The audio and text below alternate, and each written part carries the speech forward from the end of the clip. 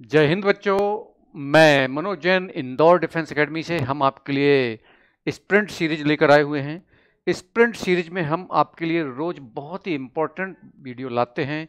आज हम आपके लिए vocab पर वीडियो लाए हुए हैं जो आपके लिए बहुत यूजफुल रहेगा। तो आइए इसको शुरू कर देते हैं। पहला वर्ड जो है देखिए लिखा हुआ है, तो the danger appears not to stir him, but he becomes reticent when asked about his work. ऐसा इसका मतलब हो रहा है कि ऐसा लगता है कि खतरे से उसको कोई परेशानी नहीं है, लेकिन जब उसके काम के बारे में उससे पूछा जाता है तो वो रेटिसेंट हो जाता है। ही बिकम्स रेटिसेंट। तो का आपको सेम बताना है, सिनोनिम बताना है। तो रेटिसेंट का मतलब होता है चुप रहने वाला, शांत। ठीक है। इसका दूसरा वर्ड और भी होता है टैसीटर्न। बच्चों याद रखना, टैसीटर्न, TACITURN। टैसीटर्न माने भी होता है चुप या शांत रहने वाला। देखो एक्सट्रोवर्ट का मतलब होता है बहिर्मुखी। बहिर्मुखी का मतलब होता है जो ज्यादा व्यवहार करता है, ज्यादा बोलता है। गैरुलस, बाचाल। बच्चों याद रखना, गैरुलस बाचाल। बाचाल का मतलब कौन होता है? बातूनी, जो बहुत बोलता है। तो देखो गैरुलस के कुछ और वर्ड्स हम देख लेते हैं। एक तो होता है लक्वेसस। लक्वेसस माने भी होता है बहुत बहुत बोलने वाला, बाचाल। दूसरा आपको मालूम ही है टॉकेटिव, TALKATIV। टॉकेटिव भी सेम वर्ड होता है। चैटी भी वही वर्ड होता है, चैटी, CHATTY। चैटी माने भी बहुत बोलना। और वॉल्यूबल, वॉल्यूबल माने भी होता है बहुत बोलने वाला। तो बच्चों गैरुलस याद रखिएगा, ये 4-5 सिनोनिम्स भी याद रखना है। अब देखो याद रखने का ट्रिक क्या है। याद रखना बहुत आसान होता है अगर आप किसी से लिंक कर दो, इसकी आइडिया यूनिट बना दो। आपने एक मूवी देखी होगी शोले। शोले में हेमा मालिनी को याद करो जरा, कितनी टॉकेटिव चैटी थी, यानी लक्वेसस। तो आपको क्या याद रखना है?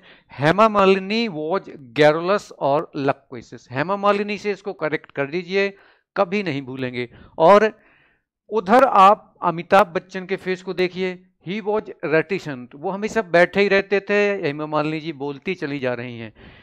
तो he was reticent, taciturn. On the other hand, Hema Malini was garrulous और loquacious। इस तरह से आप ये याद कर पाएंगे। कॉन्फिडेंट, विश्वास से भरा हुआ। साइलेंट यानी चुप। तो रेटिसेंट का सेम कौन सा हो जाएगा? साइलेंट। क्वेश्चन नंबर 2 पर जाएंगे। लिखा हुआ है द हरिकेन अनलीज्ड इट्स फ्यूरी। तूफान ने अपना क्रोध दिखाया, ढा दिया।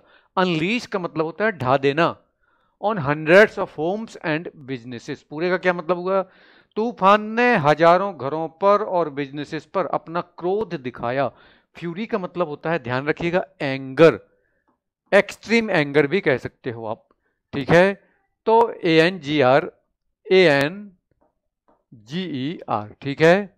फ्राइट माने भय, सोरो माने दुख, क्रुएल्टी माने निर्दयता, और एंगर माने गुस्सा। तो आंसर कौन सा बन जाएगा? एंगर।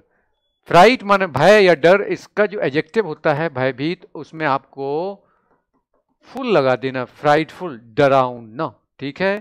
सोरोफुल, दुखी या दुख से भरा हुआ। He died in abject poverty in 1961 at the age of 57 years. तो 57 ईयर्स का था वो बहुत अत्यधिक गरीबी में मर गया। एब्जेक्ट का वास्तव में मतलब होता है बहुत ज्यादा नीचे वाला, अधम, जो बहुत खराब रहे। जैसे आप बोल सकते हैं he has got abject manners. तो एब्जेक्ट पॉवर्टी का यहाँ क्या मतलब हो गया? अत्यधिक गरीबी। तो डेस्पिकेबल माने होता है नफरत से भरा हुआ। बच्चों ध्यान रखना, डेस्पिकेबल ये डिस्पाइस से भरा है। डिस्पाइस माने होता है नफरत करना, ये इसकी वर्ब है। और क्या याद रखना है? अब डेस्पिकेबल डिस्पाइस से भरा हुआ है, तो हम डेस्पिकेबल के एक दो और सिनोनिम्स देख लेते हैं। तो देखो एक तो होता है अबोमिनेबल। अबोमिनेबल याद रखिएगा, ये अबोमिनेबल, ABOMINABLE, नफरत से भरा हुआ। और वर्ड कौन सा हो सकता है आपका? देखो डिस्पिकेबल, अमोबिनेबल। एक वर्ड होता है लोद, लोद माने भी होता है घृणा करना या नफरत करना। तो अबोमिनेबल, लोद, डेस्पिकेबल और एक्सीक्रेट माने भी होता है घृणा करना। तो ये सब, इन सब वर्ड्स का मतलब होता है घृणा करने वाला, मतलब घृणित, घृणित, घृणित। ये वर्ब है, यानी डिस्पाइस वर्ब है, इससे बना हुआ है डिस्पिकेबल। अबोमिनेबल माने घृणा से भरा हुआ। बाइंड माने बांधना, कोलैप्स माने लुढ़क जाना, एंटागोनिस्ट माने होता विरोधी भाव रखने वाला। तो डेस्पिकेबल इसका करेक्ट आंसर बन जाएगा। डेस्पिकेबल और एब्जेक्ट सेम हो जाएंगे। She will abjure her old beliefs, वह अपने पुराने विश्वासों को, मतों को त्याग देगी। बच्चों, एब्ज्योर का मतलब होता है छोड़ना, त्यागना। तो इसके और कौन से मीनिंग होते हैं? देखो, एब्ज्योर दूसरा होता है अबेंडन, ये आपको मालूम है। तीसरा जो अगला होता है abnegate, abnegate, abdicate, abdicate, renounce, RENOUNCE, relinquish, RELINQUISH, QU बना हुआ है ये। इसी तरह डिजर्ट माने होता है त्यागना, और लीव माने छोड़ना या त्यागना, गिव अप माने भी त्यागना, छोड़ना, फॉर सेक माने भी त्यागना या छोड़ना, वेव, WAIVE, वेब, वेब माने भी होता है त्यागना या छोड़ना। एक वर्ड और होता है फॉरगो, FORGO, त्यागना, छोड़ना, जाने देना। तो बच्चों, इतने और वर्ड्स होते हैं, आपको अपनी नोटबुक में इनको लिख लेना है। Charge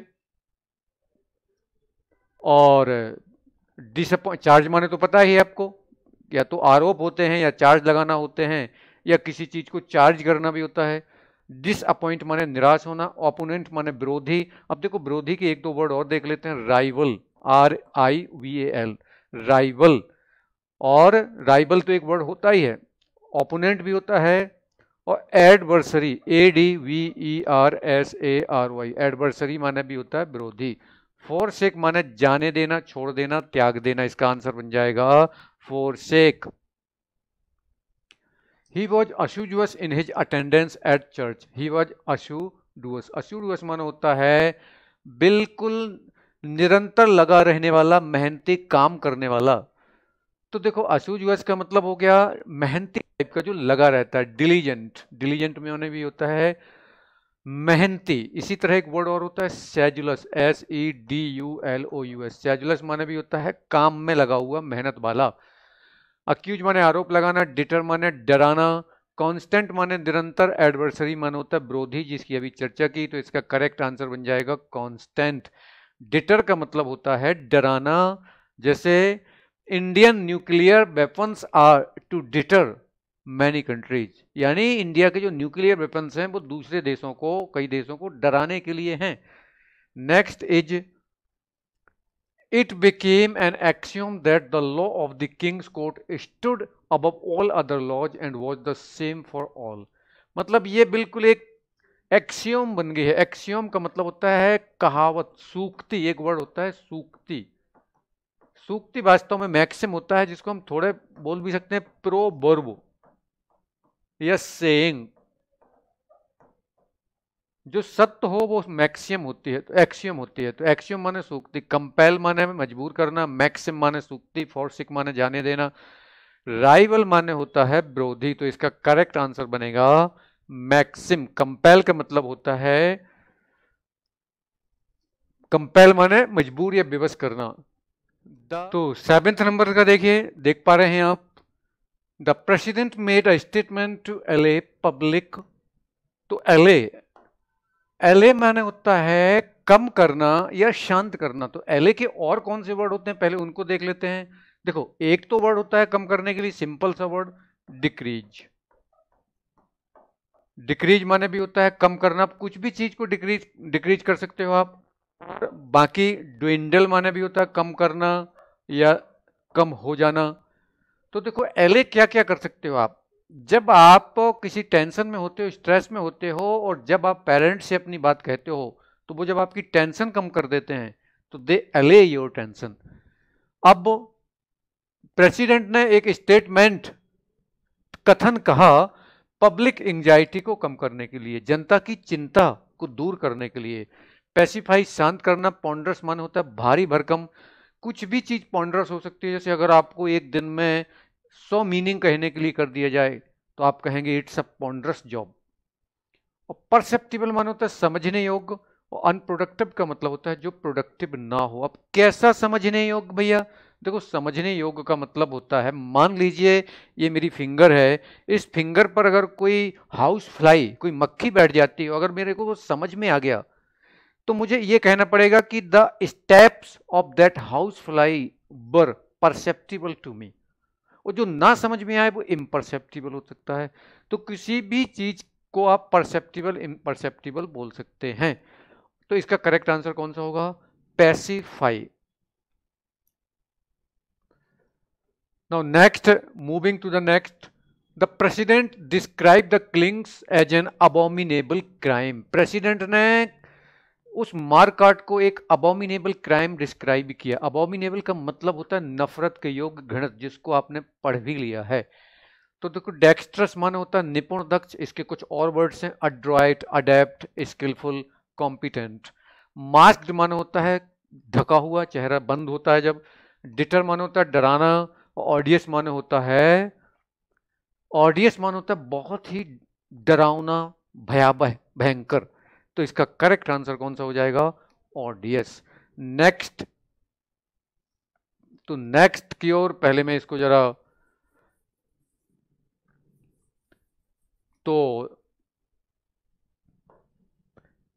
we have already seen that early attempts were made to allure the members to their duty by payment। allure का मतलब बताना है, allure का मतलब होता है लुभाना, ध्यान रखिएगा।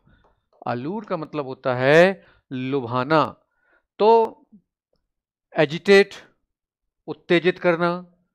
अफेक्शनेट माना होता है प्रेम पूर्ण, वात्सल्यपूर्ण। जैसे हमारी मदर या हमारे फादर जो होते हैं, दे आर अफेक्शनेट, उनमें प्रेम वात्सल्य भरा रहता है। इंटाइस माना होता है लुभाना, और सक्सेसफुल माने सफल। तो करेक्ट आंसर इसका इंटाइस ही हो जाएगा। It was also apparent that she was pledged about their Discord. ये अपेरेंट था, ये क्लियर था कि वो उनकी अनबन, उनके झगड़े के प्रति खुश थी। देखो प्लीज्ड माने खुश, अपेरेंट माने क्लियर, और डिस्कॉर्ड लिखा हुआ है बच्चों। डिस्कॉर्ड माने होता है झगड़ा, इसका उल्टा होता है कॉन्कॉर्ड। जब झगड़ा निपट जाता है तो वो बन जाता है कॉन्कॉर्ड। तो हाइटन माने बढ़ाना, एविडेंट माने क्लियर, स्पष्ट, प्लेजेंट माने रमणीय, सुंदर, you have pleasant manners, and productive माने उत्साह, प्रोडक्टिव माने उत्पादक, जो कुछ उत्पादक होता है, जिसका कोई मतलब निकलता है। तो इसका करेक्ट आंसर होगा एविडेंट। अब ये याद रखिएगा कि एविडेंट और एविडेंस का कोई मतलब नहीं होता, कनेक्शन नहीं है। एविडेंट मान होता है क्लियर, और एविडेंस मतलब होता है सबूत। ये ध्यान रखने की आवश्यकता है। He finally broke the awkward silence। उसने अंततः अपनी awkward silence को तोड़ दिया। awkward का मतलब होता है विचित्र, अजीब, strange, queer, QUEER, beard, WEIRD, beard, queer, strange. Clumsy देखो अच्छा वर्ड बताता हूं। क्लमजी का मतलब होता है बेढंगा, फूहड़, जो कुछ कर ना पाए। A person who is not capable of doing anything properly. अब देखो क्लमजी को याद करने का क्या है, मान लीजिए किसी के घर में कुछ 4-5 रिलेटिव्स आए हुए हैं, और किसी पर्टिकुलर लड़का या लड़की से कहा कि जाओ इनके लिए चाय लेकर आओ। वो चाय लेकर आ रहा था, और चाय उसने रखी तो वो चाय ही गिरा दी, उनके कपड़ों पर ही गिरा दी। तो clumsy fingers, clumsy hands, anything could be clumsy. तो क्लमजी मतलब बेढंगा टाइप का। एग्रेवेट मान होता है बढ़ाना, किसी भी चीज को बढ़ा सकते हो, खासतौर से बुरी चीज को जब बढ़ाते हो तो एग्रेवेट कर देते हो। लाइकेबल माने पसंद करने योग्य, इफेक्चुअल माने प्रभावकारी। तो इसका करेक्ट आंसर बन जाएगा क्लमजी, ऑकवर्ड, विचित्र, clumsy. The pandemic will jeopardise thousands of jobs. ध्यान रखिएगा, पेंडेमिक हजारों जॉब्स को खतरे में डाल देगा। देखो भैया, जेपर्डाइज का मतलब होता है खतरे में डालना, यानी इम्पेरिल। इम्पेरिल माने भी होता है खतरे में डालना, और एंडेंजर माने भी खतरे में डालना हो, जेपर्डी, तीनों को बिल्कुल सेम मतलब है। अब कैसा खतरे में डालना होता है? मान लीजिए किसी व्यक्ति को गेटमैन रखा गया है, चौकीदार रखा गया है, लेकिन वो रात में सो गया या सो जाता है, तो उसने पूरी सिक्योरिटी, पूरी सोसाइटी की सिक्योरिटी को जेपर्डाइज कर दिया, इम्पेरिल कर दिया। तो इसका करेक्ट आंसर होगा इम्पेरिल। सिक्योर माने सुरक्षित करना, जेप एक नया टाइप बर्ड, और प्रैंक माने आप जानते ही हैं, प्रैंक क्या होता है? चुटकुला, प्रैंक करते हैं ना जो। तो इसका करेक्ट आंसर बन जाएगा इम्पेरिल। तो इम्पेरिल, सिक्योर, जेप और प्रैंक, तो करेक्ट आंसर इम्पेरिल, क्योंकि सेम वही होगा। She enjoyed the nostalgia brought on by the show. Show के द्वारा जो नॉस्टैल्जिया लाया गया, उसने उसको एंजॉय किया। देखो, नॉस्टैल्जिया होता है घर की याद आना, पुरानी बातों को याद आना। जैसे अगर पढ़ने के लिए आप किसी दूसरे शहर में रह रहे हैं, तो अगर अपने शहर की याद आ रही है तो आपको नॉस्टैल्जिया है। सैडनेस माने दुख, लॉन्गिंग माने याद आने की क्रिया, प्राइड माने गर्व, रिग्रेट माने पछताना। तो इसका करेक्ट आंसर होगा longing. Martha's voice dropped to a whisper as she pointed to a rickety staircase. रिकेटी, देखो रिकेटी का सीधा मतलब होता है टूटता हुआ, जो टूटने वाली है, जो खटारा, जैसे रिकेटी चेयर, रिकेटी टेबल, रिकेटी कार, कुछ भी हो सकता है। वो विस्पर माने बिल्कुल चुप रहने वाला। तो उसकी वॉइस जो है बिल्कुल शांत हो गई जब उसने रिकेटी स्केयर केस की तरफ पॉइंट किया, ध्यान दिलवाया। तो फारसी कल माने होता है दिखावे से भरा हुआ, ढोंग। स्टॉन्च माने होता है पक्का। या पक्के का मतलब क्या होता है? देखो, पक्के का मतलब होता है, जैसे अगर कोई व्यक्ति बीजेपी को या कांग्रेस को बिल्कुल जी जान से सपोर्ट करता है, तो I am I staunch supporter of BJP, I am a staunch supporter of Congress, या कुछ भी। फर्म माने पक्का, शेकी माने हिलता हुआ, शेक से बना हुआ है ये, शेक, शेकी माने हिलता हुआ। तो करेक्ट आंसर कौन सा बनेगा? Shaky. There are, it has to be said, good places to break down and spots that are not so felicitous. तो देखो, felicitous माने होता है उपयुक्त, ठीक ठाक, उपयुक्त या ठीक ठाक। अनफॉर्चुनेट दुख से भरा हुआ, एप्ट माने उपयुक्त ठीक ठाक, कंक्लूसिव अंत वाला, और एवेंचुअल जो अंत में दिखाए, जो लास्ट में दिखाए। तो इसका आंसर कौन सा बनेगा? Apt. Don't delude yourself into thinking that the prices will ever fall. अपने आप को ऐसा डिल्यूट ना करो कि आपको लगेगा कि प्राइस नीचे आ जाएंगे। देखो, डिल्यूट का मतलब होता है नीचे, डिल्यूट का मतलब होता है धोखा देना, बेवकूफ बनाने की क्रिया।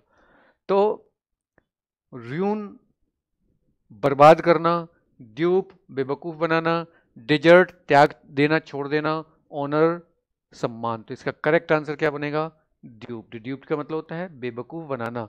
जैसे the person ड्यूप्ड me of 5,000 rupees, व्यक्ति ने मुझे 5,000 रुपए से धोखा दे दिया।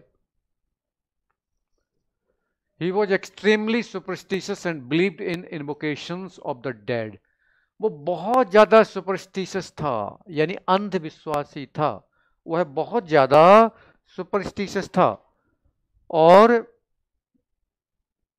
इन्वोकेशंस, और जो मृत लोग होते हैं उनके पुनरुत्थान, पुनः जीवन में विश्वास करता था। इन्वोकेशंस का मतलब होता है पुनः।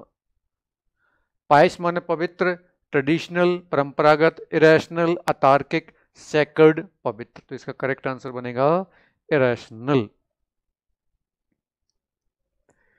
She has done an excellent job of adapting the novel for the screen.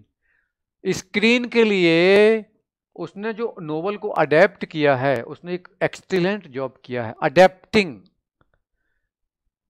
तो अडेप्टिंग के जगह हमें इसको बताना है एक्सीलेंट। एक्सीलेंट का सेम, फैबुलस बेहतरीन, शानदार, चीप सस्ता, इंफीरियर घटिया, सुप्रीम बेहतरीन। तो एक्सीलेंट, फैबुलस। हाँ बच्चों, तो अब 90 नंबर देखिए आप, लिखा है he made some impolite comments about her appearance. तो बच्चों इम्पोलाइट का आपको सिनोनिम या सेम लिखना है। तो देखो डेकोरेशन मान होता है प्रॉपर, ठीक है ना, प्रॉपर मतलब उचित। और लुटिश, लुटिश का मतलब एक वर्ड बड़ा अच्छा वर्ड होता है बुरिश। बुरिश, बुरिश मान होता है अनसिविलाइज्ड, असभ्य टाइप का होता है ना जो गंवार, उसको हम लुटिश बोलते हैं।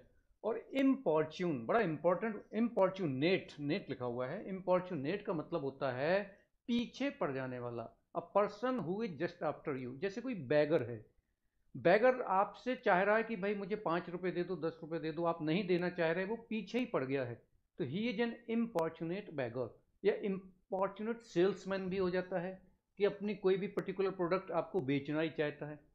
तो क्लियर हो गया ना, इम्पॉर्चुनेट। और डोसाइल मान होता है दूसरों को डरने वाला, थोड़ा सा डोसाइल नेचर का होता है ना, जैसे कई बुक्स में लिखा रहता है दब्बू, दब्बू टाइप का मतलब समझ में आ रहा ना आपको, डोसाइल, जो कुछ भी थोड़ा सा कहने पर ही डर जाए, वो डोसाइल होता है। तो करेक्ट आंसर आपको इसका लगाना है लुटिश।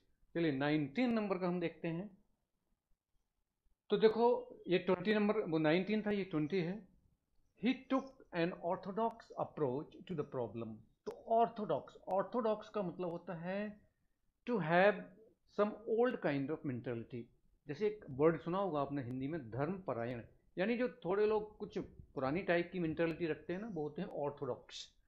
टिपिकल, टिपिकल का मतलब होता है बिल्कुल एक जैसा। बच्चों कुछ लोग कंफ्यूज हैं कि टिपिकल एंड डिफिकल्ट सेम होता है, तो there is no where, there is no connection between typical and difficult. Typical का देखो मैं क्लियरली समझा देता हूँ 5 सेकंड में।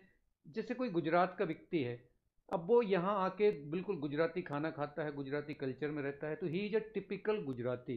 टिपिकल पंजाबी या टिपिकल इंदौरी, समझ में बात आपकी आ रही होगी ना, तो वो होता है टिपिकल। टिपिकल से डिफिकल्ट को आपको कंफ्यूज नहीं करना है। हेट्रोडॉक्स, हेट्रोडॉक्स ऑर्थोडॉक्स का उल्टा होता है। मतलब हेट्रोडॉक्स जो व्यू रखता है वो ओल्ड व्यू नहीं रखता है, वो मॉडर्न व्यू रखता है, and he is opposed to religious beliefs. और इम्पीरियस एक इंपॉर्टेंट वर्ड है, इम्पीरियस का मतलब होता है एरगेंट, ARROGANT, एरगेंट यानी अभिमानी, घमंडी, प्राउड। इसको याद रखिएगा। जैसे रावण वॉज इम्पीरियस, तो याद रहेगा आपके। ओरिजिनल तो आप लोग जानते ही हैं, ओरिजिनल यानी वास्तविक। तो करेक्ट आंसर इसका हो जाएगा टिपिकल। तो बच्चों मैंने 20 नंबर तक आपको बहुत अच्छे से वर्ड्स क्लियर किए हैं इस वीडियो में। तो 20 का मतलब है 150 वर्ड्स, क्योंकि 20 multiplied by 5 equal to 100 and then 50 more. तो हम नेक्स्ट वीडियो में फिर आपके लिए एक बहुत अच्छा टॉपिक लेकर आए हैं। आप देख पा रहे होंगे हमने स्प्रिंट सीरीज शुरू की है, जो आपके लिए बहुत यूजफुल रहेगी। तो इंदौर डिफेंस एकेडमी का ये वीडियो आप सबको शेयर करें, सबको सब चैनल को सब्सक्राइब जरूर करें। अगर आपको कोई कमी लगी हो तो कमेंट्स के थ्रू जरूर बताएं, हम नेक्स्ट वीडियो में इम्प्रूव करने की कोशिश करेंगे। तो इस वीडियो में इतना ही, हम नेक्स्ट वीडियो लेकर आपके पास फिर जल्दी आएंगे। जय हिंद।